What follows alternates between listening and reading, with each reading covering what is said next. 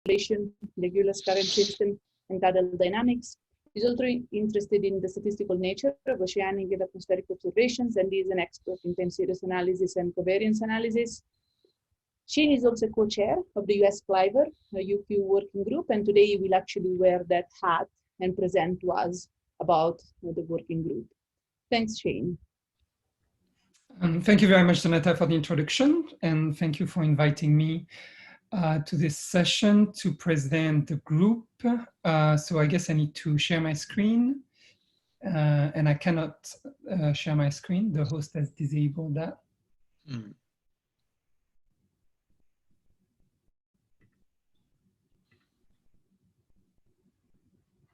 Or maybe if someone wants to share my presentation, and I can ask you to advance. Up to you.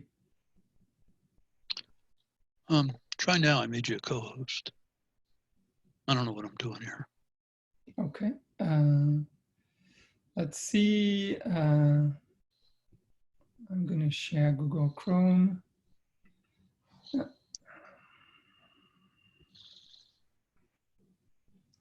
Sorry, I thought we could have done that before.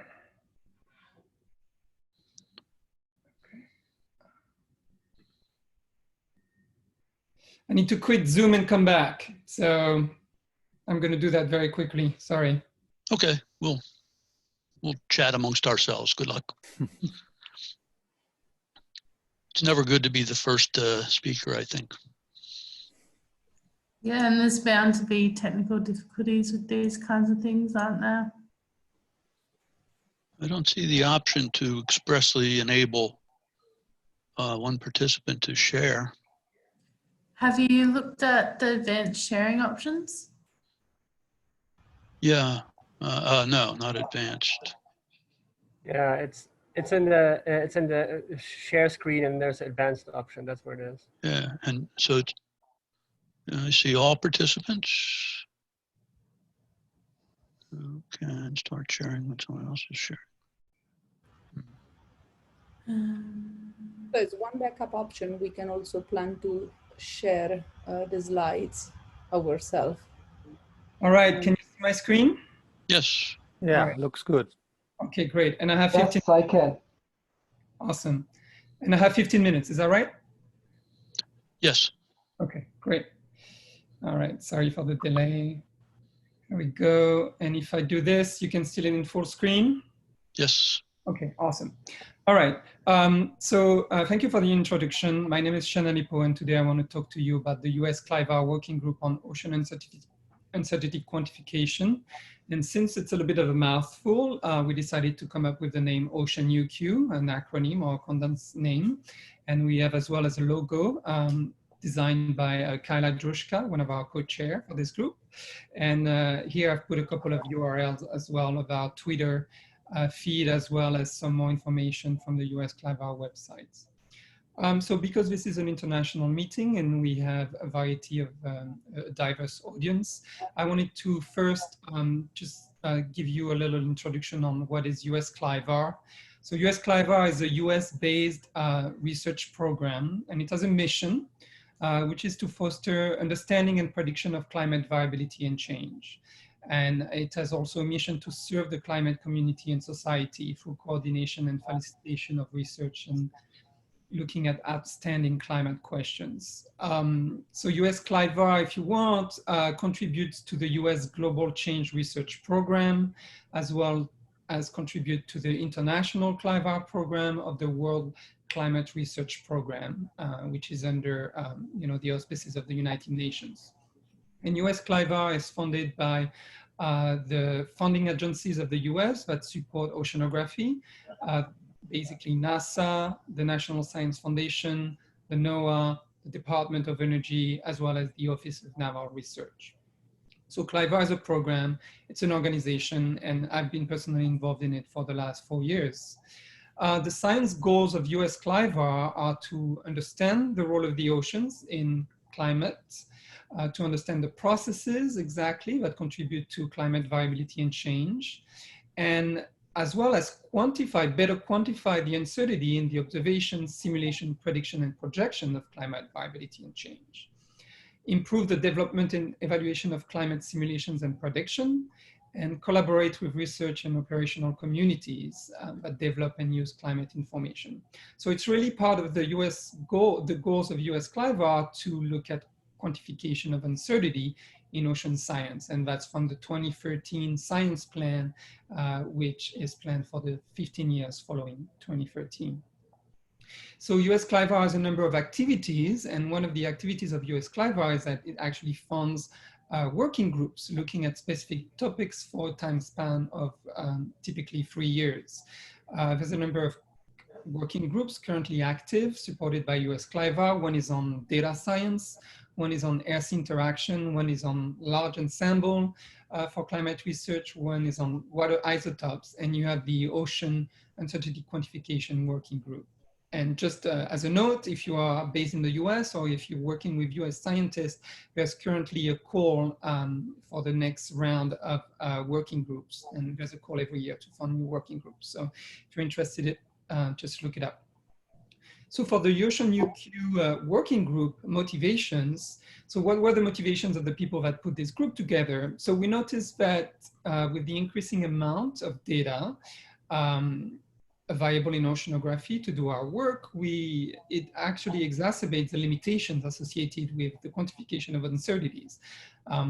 Typically, sometimes you would have a data set with no formal error estimates, and then you would have a choice between two different data sets that were supposed to represent the same physical quantity, and one would have error estimates and one would not have error estimates. So how to compare them properly.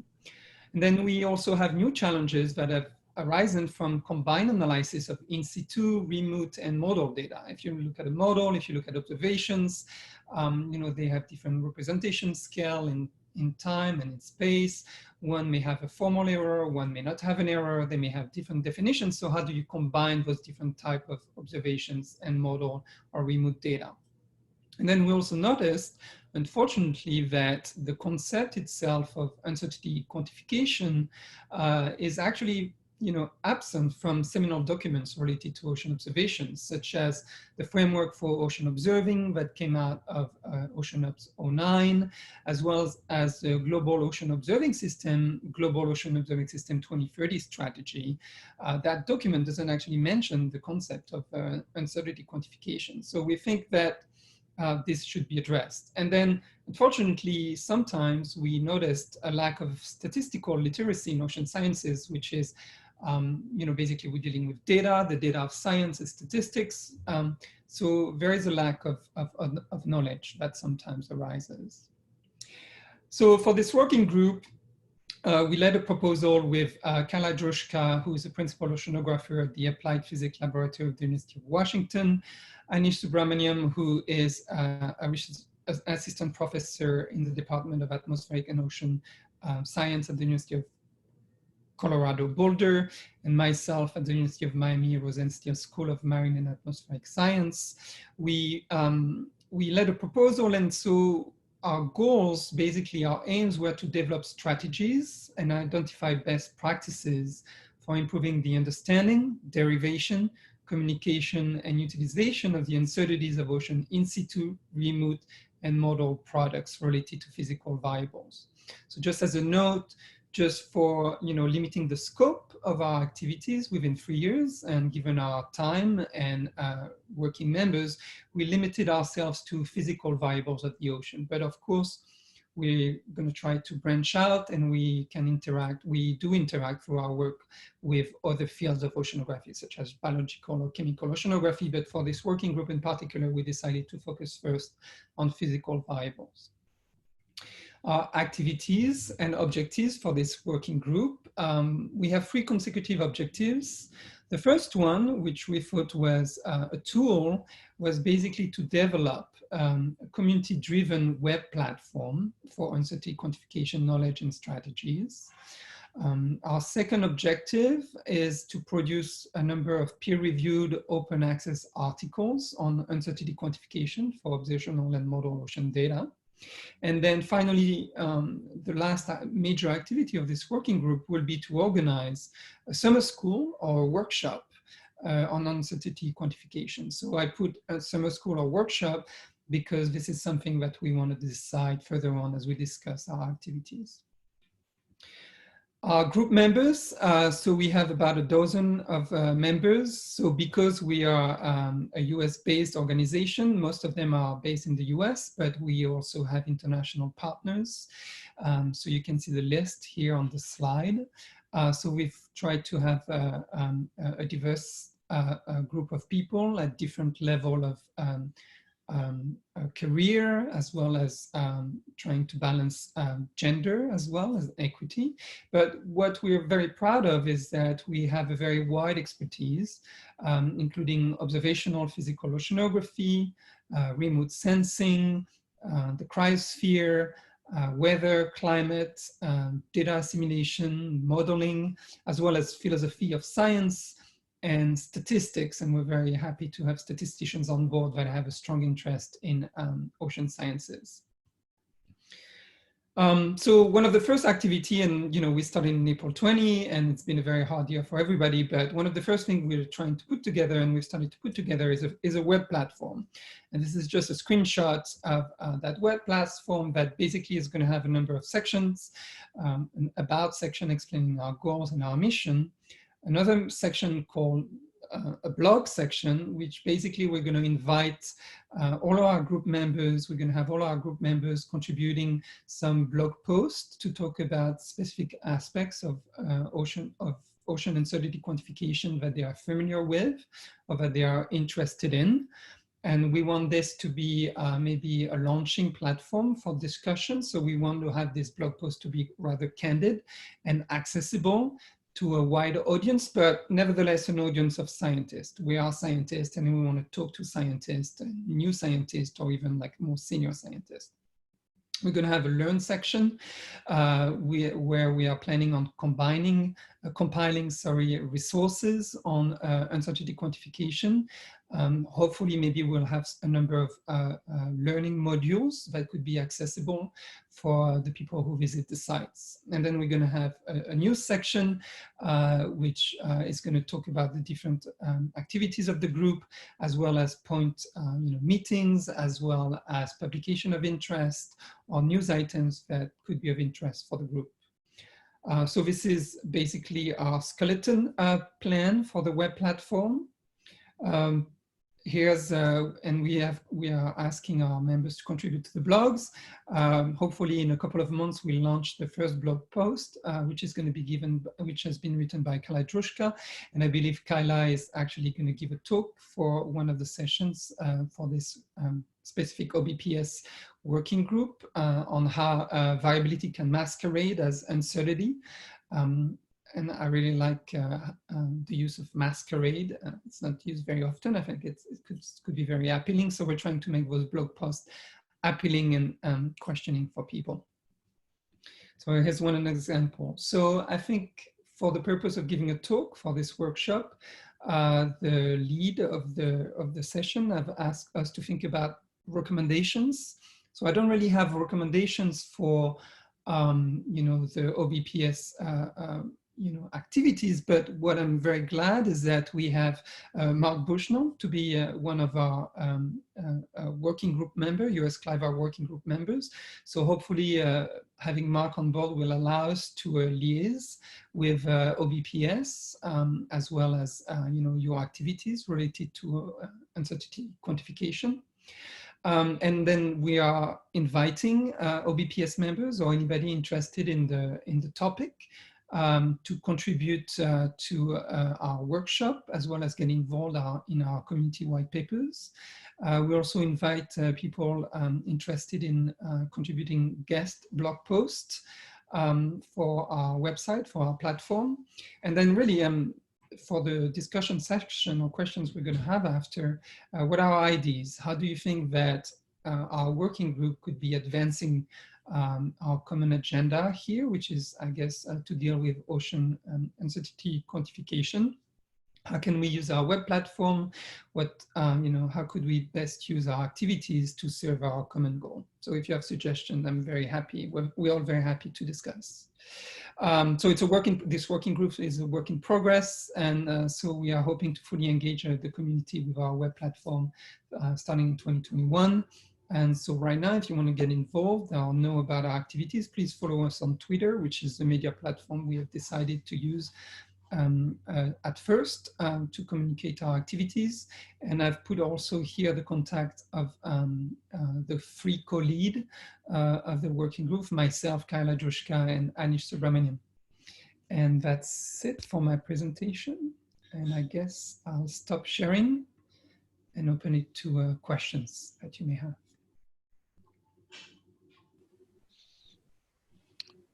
Thank you very much, Shane. I enjoyed the presentation again. Are there any questions for Shane? Actually, I have a question. Christoph, thank you very much for your excellent presentation. So what is your answer to the question in the blog? You know, this masquerading of variability as uncertainty. How would you respond to that? How would I respond to that? Well, Kyla is giving a talk about it next week. And then, you know, you'll have to read the blog post when it gets revealed to the world. So, all right. and your personal view? Kyla is online, actually. So if she wants to jump in, maybe she can give you a teaser about it. I like your answer, Shane. This is the idea is that there's a lot of spatial mismatch or temporal mismatch between in situ observations and satellite observations. And sometimes those make the satellite data look like they have big errors, but really it's just because you're comparing data on different scales. So you have to keep that in mind when you're trying to quantify errors on satellite measurements. What do you mean with errors, if I may ask? So when they, the example I use is salinity. So for the satellite missions, we compare satellite salinity with in situ salinity, right? And say, okay, there's differences between the satellite and the in situ measurement. That's got to be an error, right? Okay. In the satellite measurement, because we know the in situ ones are accurate. But really, some of the problem comes from the fact that the satellite measures over like a 50 or 100 kilometer scale and just makes an average measurement over that. Whereas the in situ measurement is at 1 point. So if there's a lot of horizontal variability in situ, the satellite's going to give you some average, and there's no way it's going to match up with the in situ measurement, because that's just sort of one realization of the salinity within that satellite footprint.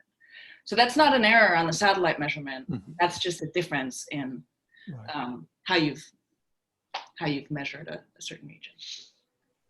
Right. Anyway, that's the teaser. My talk is on Tuesday. Okay, great. Thank you. You're welcome. So, Kalia, I just wanted to jump in. Would you say that this type of error is more of a representation error or a modeling error? Yes, I would call that a representation error. Yeah. So I'm just throwing it out there because it seems that part of the reason why maybe we need to have this discussion in this working group is that maybe we don't have a common language, such as talking about representation error, talking about statistical error, talking about instrumental error. And I believe in ocean sciences we are faced with maybe well, we'd like to think they're unique, but we are faced with very specific cases and consideration for which we need to have a reflection and maybe homogenize the language to make sure we're talking about the same thing.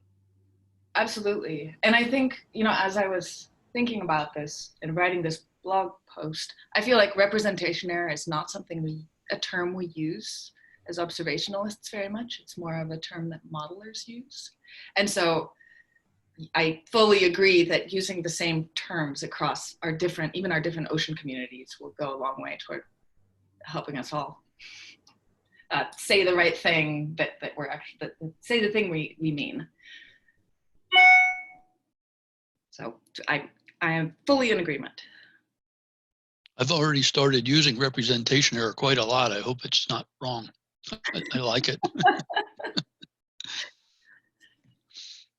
Shane, are you aware of any international equivalent effort under International CLIVAR or any other? Or is this truly a unique effort? I mean, in terms of specific, you mean a general effort? I'm not sure. Maybe Kyla knows more about it, but I know for specific, topics such as salinity or temperature, there are some specific effort and, combination of people working specifically on comparing, let's say, observations to model or to remote sensing data. But in terms of, a more conceptual, homogenizing umbrella organization, I'm not sure. I mean, ocean best practice is definitely, I guess, addressing some of that. But right now, no, I'm not aware. Okay. Is anybody aware of maybe, we don't want to duplicate too much the effort of other people.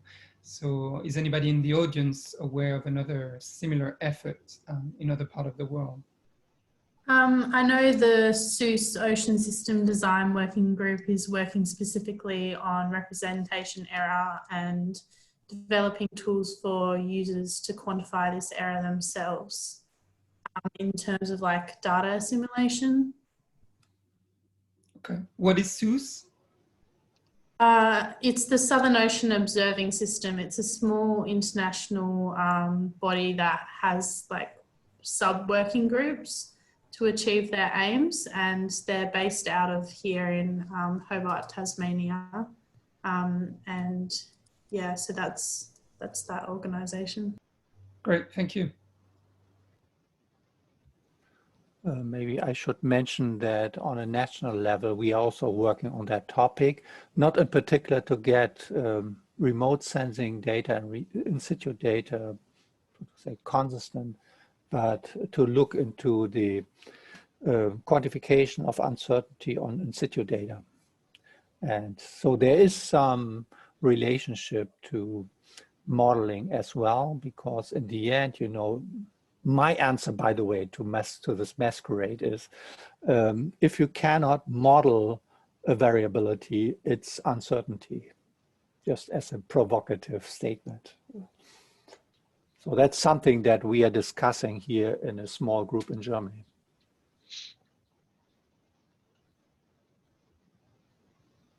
Would you agree with that, Shane, or? No, I think I'm actually writing it down. If you cannot model variability, it's an uncertainty. I like that very much. Thank you.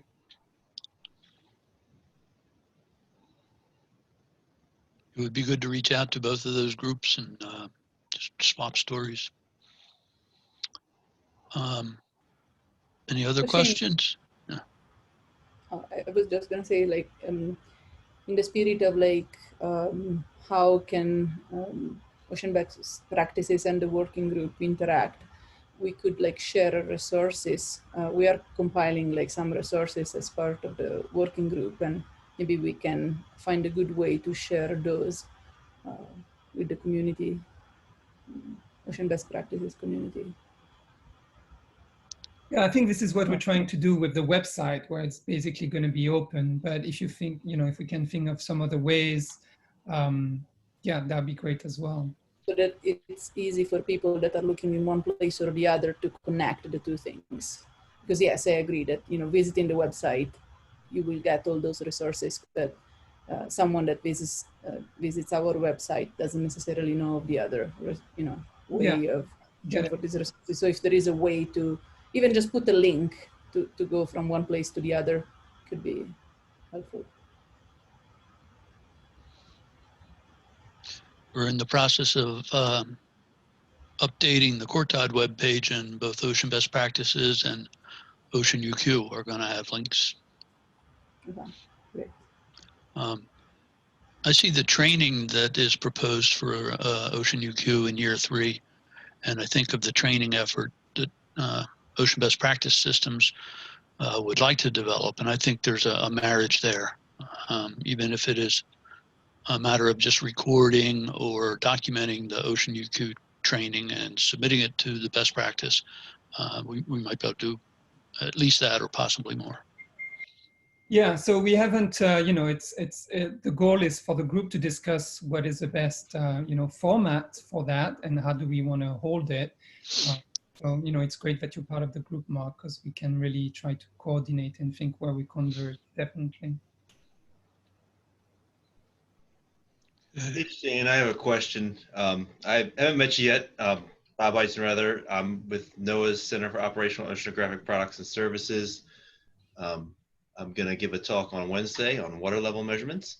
I've worked with Mark Bushnell on a number of projects over the years, most recently some of the IUS work. And so the IUS QA, QC efforts, as I'm sure you're aware, they focus on a set of parameters and sort of schedule and plan based on a set of ocean parameters. So I'm just curious, for the effort your group is pursuing, are you going to sort of chip away at parameters or focus on a specific list of things in terms of how you invest your resources and how you schedule different tasks for uncertainty quantification? So what do you mean by chip away at parameters? I'm just saying that it's there's a lot of different measurements that definitely require improved uncertainty quantification. And I just am curious about if your approach is going to sort of focus on specific parameters and maybe going through a list and taking care of it. I think so. We wanted to limit ourselves to physical variables at first, just to limit the scope of our activities. I don't think the goal of the group is to specifically talk about, come up with, numbers or recipe, let's say for temperature. I think we want to take a more, broader context and more of a philosophical or conceptual approach to the issue, try to suggest common rules or common language or common practices rather than focus specifically on a number of parameters. However, most of us, the oceanographers in the group are physical oceanographers, and some of us have worked on, the main principal physical variables such as temperature, salinity, or velocity. So I suspect, specific examples are going to be drawn from these variables.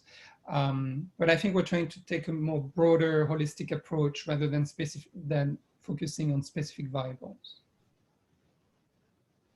Thanks. And I'm definitely not aware of another international project tackling the same problem. So I'm interested in staying involved and hearing more throughout this week. And awesome, thank you.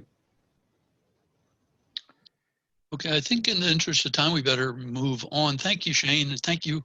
Shane's attending 2 conferences at once. I can't even do one. I don't know how you do it.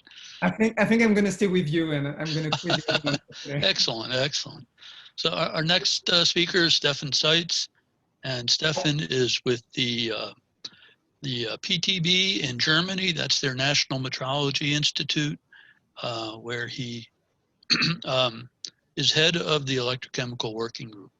And I had the pleasure of working with Stefan on a paper a couple of years ago and learned a lot from him. I look forward to hearing your presentation, Stefan. Hey, thank you, Mark. I try to share my screen. Yeah.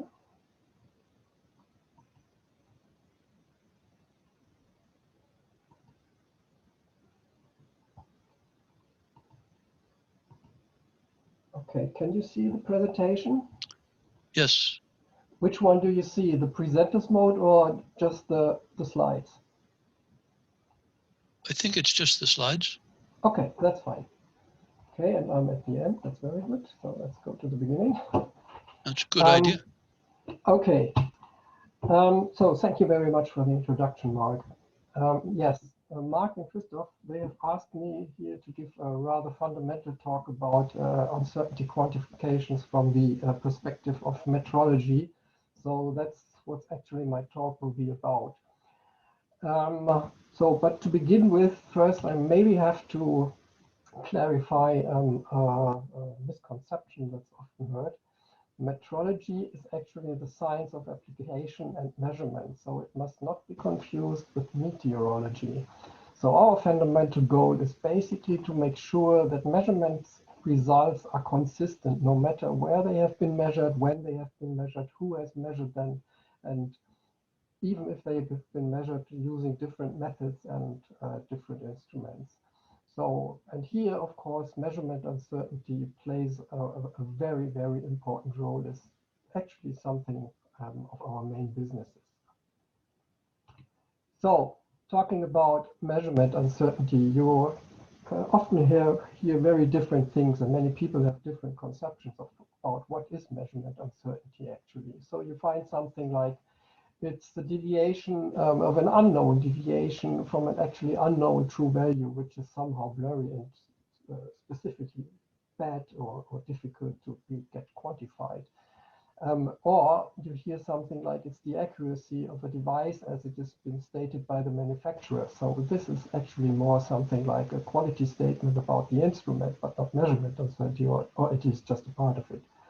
Or you find something like the standard deviation if you have performed several readings of a measurement, which gives you, of course, information about the stability, but it's just also just a part of the story. Or measurement error. Okay, this is heard very often, which is actually just the difference between a measurement result and a value indicated by some standard. So all of this is not completely wrong, but it's just a part of the story. So what's actually measurement uncertainty? There are quite a lot of definitions that you can find in some vocabulary, but at least to my understanding, which is more tangible, is that measurement uncertainty is actually the quantification of a doubt that you have when you do a measurement, because a measurement produces a number at the end of whatever kind of quantity, okay? But every scientist always has also some doubts about, some doubts about his number, okay? And measurement uncertainty tries to quantify this. And why is there a doubt? Well, basically because of two impossibilities. The first one is, if you want to measure something, you have to define what you want to measure, and you actually have to define this very exactly. So if you have looked, for example, here at the length measurement of such a pencil, okay, you know, length depends on temperature, so you have to define the temperature. It's a pencil, it's of wood, so humidity might play a role, and so on, and so on, and so on. So you have to define it, and you can never do this exactly. You can never find all influencing parameters. And secondly, when you have defined it, you also have to realize your parameters, okay? So in this specific case, you need a heating or cooling system or whatever in order to have a temperature control, but you can never do this exactly. So there remains an uncertainty. Now looking at oceanography, of course, there is a huge number of different quantities, okay, over very different areas. So I would never dare making a general statement about how is uncertainty quantified or dealt with in oceanography in general. But what I've seen and what I've heard from talks with oceanographers, that there is often a rather more qualitative statement of uncertainty rather than a quantitative one.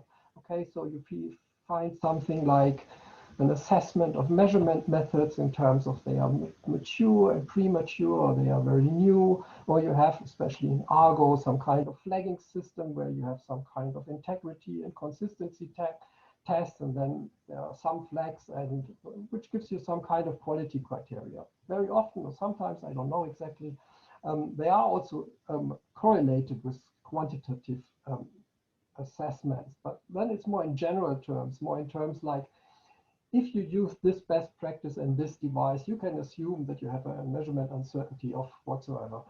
But that's actually not really measurement uncertainty. So, but why do we actually need to quantify the doubt? Why is it so important to have quantities? Because at the end, each measurement is done because you want to compare two values or more. But nevertheless, you want to make a comparison between values. Now, how can you do this? You can only make such an assessment based on a good uncertainty of the individual values, because if the uncertainty is very small, you can say that these two values are different. But if the uncertainties are very large, you can just say, okay, maybe that's just the difference is just a variation, a variability, so they are actually the same. But if you have no uncertainty, you can say nothing. Well, and the second thing is, of course, you have to consider uncertainty propagation. If you want to do some kind of modeling, or if you want to derive quantities from your measurement results, of course, this can only be done if you have quantified the uncertainties in some way. So how are they quantified now based on metrological principles. Now, I guess the most important metrology principle is that of metrological traceability. I guess everyone is aware of this in the international vocabulary of metrology.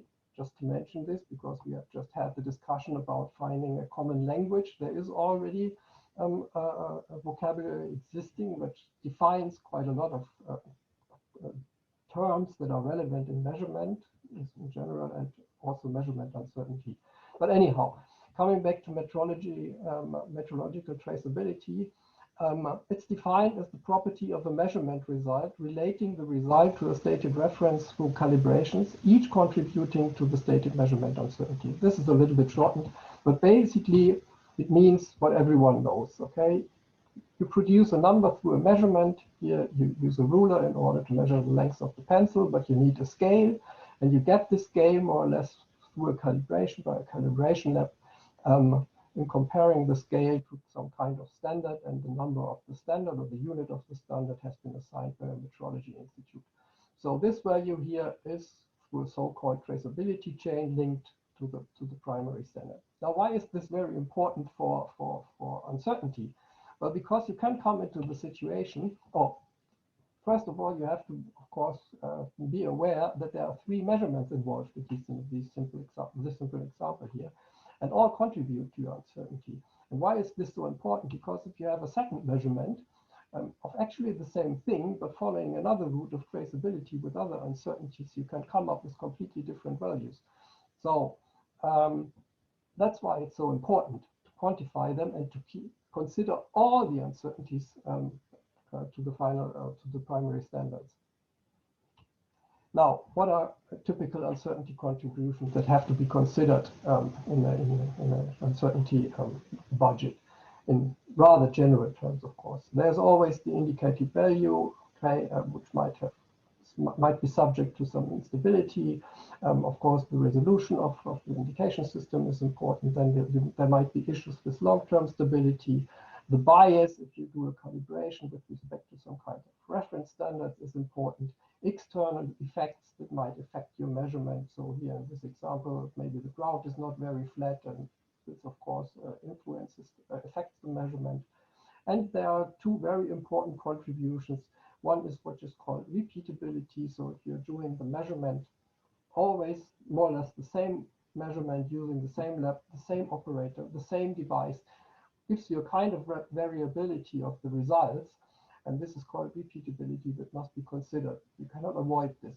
But even more important probably for oceanography is the reproducibility. That means if you want to compare results that are actually supposed to be the same because you're measuring the same thing, but you're using different labs, different operators, different devices, maybe even different methods, this gives you another kind of spread that must be considered, especially if you want to compare results like in ocean observation systems that are coming from different sources. Okay, what's the fundamental process if you're doing this in the metrological way? So what you're usually doing, you first have to define your measurement quantity very exactly, as I've told you at the beginning. Then you have to identify all the sources that are relevant for this specific measurement regarding the specific definitions that you have made. Then you quantify uncertainty ranges, which you assign to all the sources. You must also assign probability distributions to the specific ranges. And then at the end, you define this, multiply this range with a specific factor that depends on the probability distribution in order to get something which is called standard uncertainty. And this should actually characterize a range with an 80% probability to cover the actually true value. So this is close to what people understand also in terms of standard deviation. Okay, so you're in the range of a normal distribution somehow. So, and then if you have collected all them together, you calculate the combined standard uncertainty, and in order to, well, assign it to a specific range of probability, you multiply it with a coverage factor. So typically this is the coverage factor of 2, then which gives you a probability range of 95%. So this is, of course, more or less the very, very, very, very light version. That's clear. I mean, this is the condensed version of uncertainty calculations. More details can be found in the so-called Guide to the Expression of Measurement Uncertainty, in short term GUM, that is available at the webpage of the BIPM. Well, I don't want to go further into the details of GUM, but there's one distinction, and I think this is very important, and this is that there is a differentiation between two types of uncertainty. The first one is the more or less known one. Okay, you can use some kind of statistic in order to calculate your best estimate of your measurement result and the uncertainty. But then the makers of the GUM have had a really brilliant idea, and this was the invention of the type B measurement uncertainty, because very often you do not have the resources to do complicated statistics, okay? And then they offer the possibility, okay, if you don't have this, then you just use all relevant information that you have, okay? And this might be previous measurement data, your expertise as an expert, some manufacturer's specification, and so on. And then you make a good estimate, because having an uncertainty with a little uncertainty is better than having no uncertainty. Okay, just have a look at an example. Here I've just devised some kind of temperature measurement, okay, and I've defined it in this way, that the temperature sensor is mounted on a mooring 2 meters below the surface, and the measurement is taken 6 months after calibration, and it is the mean of 10 readings. So what are potential sources of uncertainty? You have a limitation due to the resolution of the reading, which might be 0.1 millikelvin. This is a typical rectangular probability distribution, because the value must be somewhere in this range. This would be the factor given by the GUM, and then this gives you the standard uncertainty. Stability can be expressed as typical standard deviation of the 10 readings, giving you another contribution.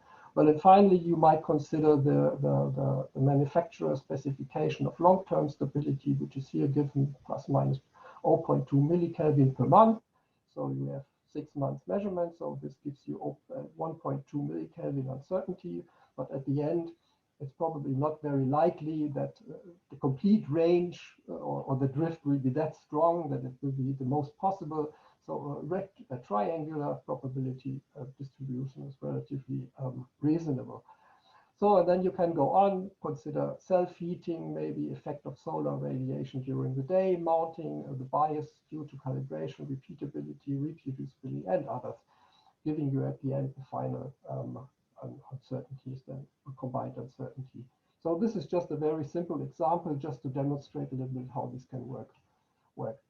Now, calculating uncertainties, the bad news is it can really become sophisticated. Okay, if you go into the details, you have to consider individual measurement. It may become complicated. And from what I've said so far, it should be obvious that it's practically impossible to have something like an overarching uncertainty calculation template that can be used more or less for every quantity, okay, just with a little adaptation. No, that's not possible. Actually, the sources of uncertainty must be identified and quantified by the respective experts, at least for each type of measurements. And as I've already mentioned, all the uncertainties along the traceability back to the standards must actually be considered, because they all contribute to the final results. The good news is there is uncertainty type B, which makes life much easier sometimes. Then you can accept actually an uncertainty of the uncertainty, because as I've said, have a uncertainty in the uncertainty is better than having no uncertainty at all. Well, and actually you just have to go once through the procedure. Once you have done it, you can automate it, and then it can be used again and again and again, maybe with a few adaptations. Now it's very interesting, because I want to point this out once again. Uncertainty, you must really be aware, is a property of the quantity value. Okay, it's a property of the number that you have generated by your measurement, and it's not assigned to a specific method or to a specific type of device or to a best practice. You cannot say because you measure, you use this or that best practice, you can assume an uncertainty of this or that value. No, you can just say, if I use this best practice, this offers me the opportunity to achieve some kind of uncertainty. But you nevertheless have to assess your measurement itself. But this has also an advantage, because you can actually use different methods or procedures in order to do a measurement. Here you have a simple example. Okay, you can either use a spring balance to measure the mass of this pot, or you can use a digital balance. Now this will give you a larger uncertainty, of course, because of the bad resolution than this one here. But the information, okay, is actually included already in the uncertainty. It's not necessary anymore to define or to put somewhere in the metadata what kind of device you have used, because the information is already included in the measurement uncertainty. So it actually provides you one number to characterize the result of a measurement, okay? And this brings me back to the point, and I was considering this when I've heard the discussion before about the satellite measurements and in situ measurements. So actually, this is not a problem if you do proper uncertainty calculations.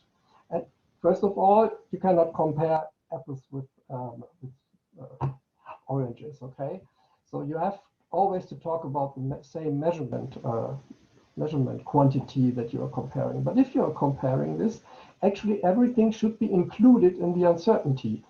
So if a satellite measurement will produce some kind of uncertainty, and an in situ will produce some kind of uncertainty. So there can be not an error between these. There can just be different measurement uncertainties, and they should fit.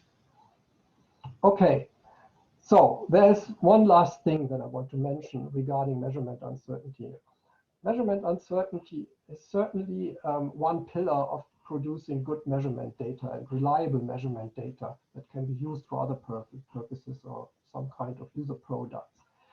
But I mean, at the end, each institute is more or less responsible for the measurement uncertainty calculation, and you never know if this is a good one or a bad one. So trust is good, but control is better. And the only way to control if there have been made good uncertainty estimates is to, in terms of comparison measurements. So what's meant by this, at each level of the traceability chain, actually the involved institutes should compare their results. Metrology institutes at the standards level, calibration laboratories at the user level. So, and those comparison measurements give you some kind of evidence for how good an institute is able to measure the uncertainty, or to measure, and which is the minimal uncertainty that they may actually state. So, well, in other areas, such structures exist already for a long time. So metrology institutes, for example, they compare their measurement standards by approved international comparison measurements, and the results of those can be found in the key comparison database of the BIPM. At the calibration labs level, there is the possibility to get an accreditation according to this ISO standard 17025, which also includes some kind of proficiency testing, which is usually a comparison measurement. And the same thing holds for the user communities in those areas, which also integrate such systems in their QA systems. So this is already successfully applied in industry and WMO. So how can this be applied in oceanography? Okay, honestly, here I don't know. I don't have the answer because I'm not directly from the community, and I'm aware that's a very huge community, a very diverse community. But nevertheless, in order to get reliable data, I think it's very important that this question has to be clarified relatively soon. So at the end of my talk, I would just like to make a little advertising because the European Association of Metrology Institutes, which is called Euromet, has created a so-called European Metrology Network for Climate and Ocean Observation. And this main task is indeed to assist in handling all metrology issues regarding standards, calibration, uncertainty calculation, and so on, related to the essential climate and ocean variables. Of course, the metrology community is not as large as the oceanographic community, so we can certainly not cover all the EOBs and ECBs that exist, and maybe even others. But at least I think it's worthwhile to get in contact if there is a need for assistance, and then we can see what we can do. So, and to end my talk, we have been asked to give a recommendation. Now, this is relatively easy in my case, I think, from what you've heard in my talk. I would advise, of course, to include advice on uncertainty quantification and best practices for specific quantities, okay? Especially, of course, considering metrology concepts.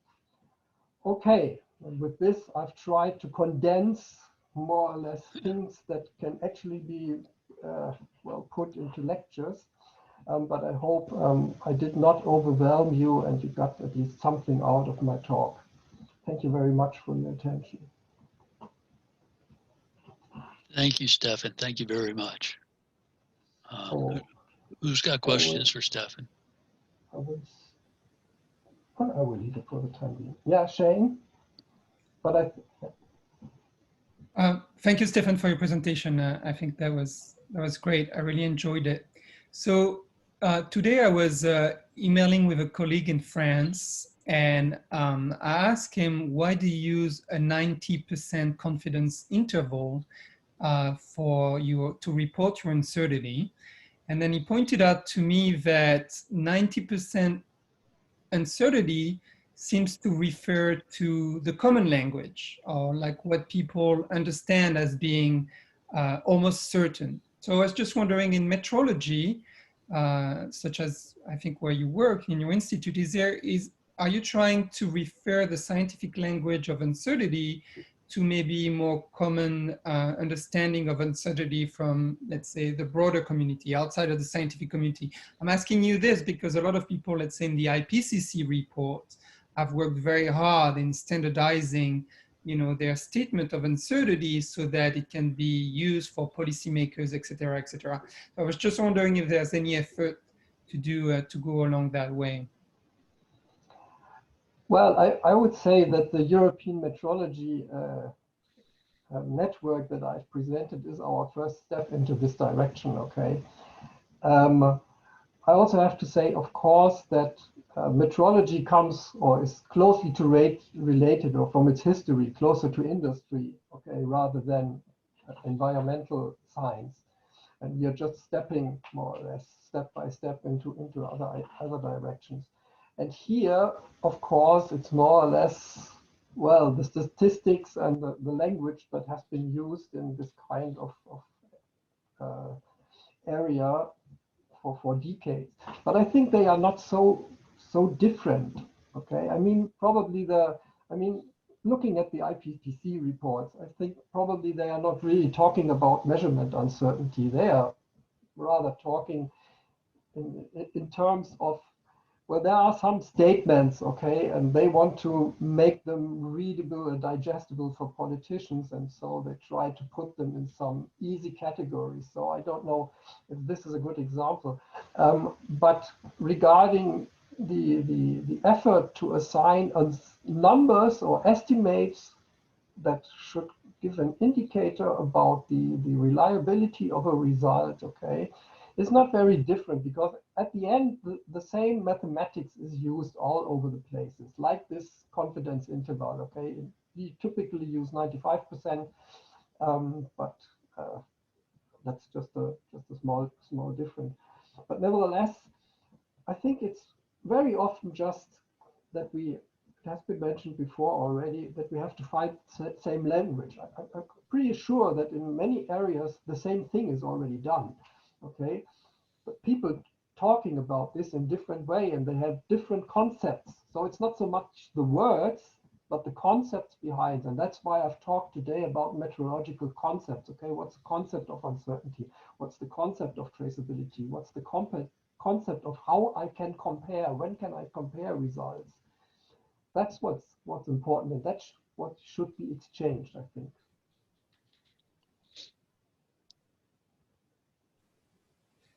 Can I ask a question? It's Christoph again. Thank you, Stefan, for your nice overview on these metrological principles. My question to you is, it seems to me you're trying to avoid the term error. So is there a special reason for that? So, you know, we heard about representation errors or so. What is your perspective on this term? Yeah, the point is that we try to, or in metrology, you really try to use proper language regarding measurements. And there is simply a definition for error. And the measurement error is simply the difference between an indicated result, if you measure a standard, and the indicated by the measurement instrument, and the value that is assigned to the standard. This is because it's the only way how to quantify a bias of a measurement instrument. Okay, you measure a standard, you know this standard, this length should be 1 meter. Then you take a measurement device that you measure the meter, but it's 1 meter 10, so you have an error of what 10, but of 0.1. But you can only, if you want to talk of an error, you always have to refer this to something, and the reference is simply the reference standards. While uncertainty, okay, is a much wider term, okay, because it really tries to include all the doubt that exists. So the measurement error is actually something that you can correct, because as soon as you know the error, you just subtract it or whatever you do, and then you can eliminate it. An error can be eliminated, that's the point. But measurement uncertainty cannot eliminate it, because there is doubt, there's always doubt. If you cannot define your quantity exactly, okay, because you do not know all the influence factors, then there remains an uncertainty. And if you are doing a measurement and you try to realize this definition, but you cannot exactly realize it, doesn't matter how much effort you take. And this also keeps some uncertainty. So uncertainty is much more than error. Error is just one thing. And we try to, in metrology, we try to stick to these terms. That's it. If we have time, I have a question. My name is Rafael Ramos. I have a different perspective of this because my background is industry, and talking about the different languages in different areas. For industry, a best practice is something that is a lot more specific than what we're speaking about here. But I want to, by the way, that was a very good presentation, Stefan, and I have a question on that. You talk about in quantifying the total uncertainty, you need to know the uncertainty of each of the different processes that go into evaluating the final uncertainty. And then you need to do some assumptions, for example, I don't know, probability density functions and things like that. How can you ensure that all those assumptions are the same in different processes in different parts of the world, in different labs? I mean, how can you make sure that a quantification on uncertainty from, let's say, one institute is equal to the one in the different institute, for example? How can you deal with that? Yeah, you can deal with it, but you can't. Okay, so that was more or less the final remarks of my talk. Of course, you cannot. Okay, you are completely right, because I'm not doing what is doing another guy in another lab. Okay, but we can make a comparison. Okay, and that's the hour of truth. Okay, people can say everything, but as soon as they are compelled to provide a result and an uncertainty, then you see the spread of the results. And if they claim that they have a very small uncertainty, but they are far away from the mean, then you know, okay, they have done something wrong. So they have to increase their uncertainty. And I think this would be very important for ocean observation systems, because if you have an uncertainty, and if you have checked if the uncertainty statements that are given are really valid, okay, then you have everything in your observation system actually that you need in order to qualify the reliability of the data. But I admit, in such a huge community as oceanography, okay, which is very diverse, this is not a simple task to realize. In metrology, it's relatively simple because you have, I don't know, in each country there's just one metrology institute, and we meet once a year in Paris in order to discuss all these issues, and we have comparison measurements in a small group. So this is feasible. How to do this in oceanography? Okay, must be probably be more localized. Okay, self-organizing among groups, something like this. But this is difficult, I know, but I think in order to get reliable data, it's really necessary to have this. Thank you. Are there other questions for Stefan? I have one. What do you think? Do we need a review around terminology and stuff like that, or self-organized reviews for different types of ocean observations, or has something like this already been done? Not as well. There are. You're talking about comparison measurements now, right? Yeah, like a synthesis of what is being used and statistical comparisons between different methods.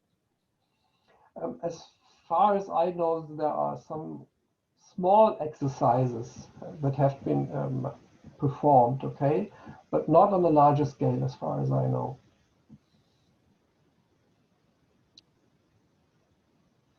But I also have to admit that I'm probably the wrong person to ask this, because I mean, I'm not actually in the oceanographic community, and of course I do not have an oversight about all the different groups that exist and what they are doing and where they have performed comparison measurements and how they are dealing with this and how they are conducting them. But it was very interesting, just to tell you maybe this small story. There has been a comparison measurement among oceanographers around the Baltic Sea in measuring pH of seawater.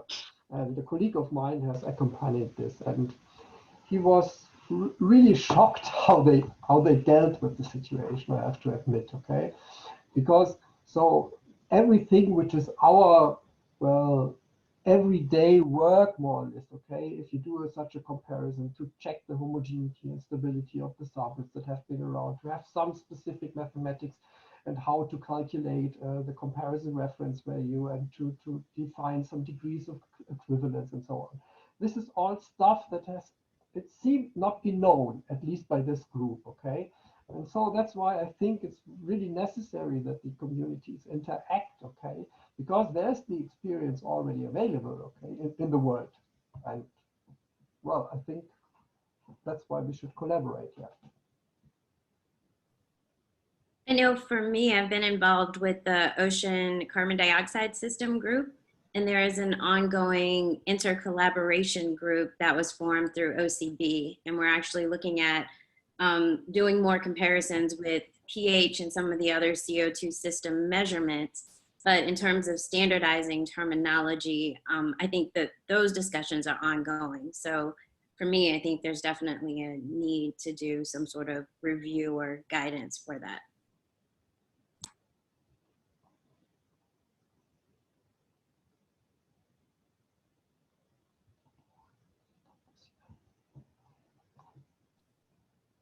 We have time for one more question, if anybody's got one. Okay. Well, Stefan, thank you again. I've cobbled together a draft session report out and posted the link to it in the chat. I actually put it together before these guys spoke, and it's got a slant towards Ocean Best Practice System. Folks, please feel free to add to it if you like.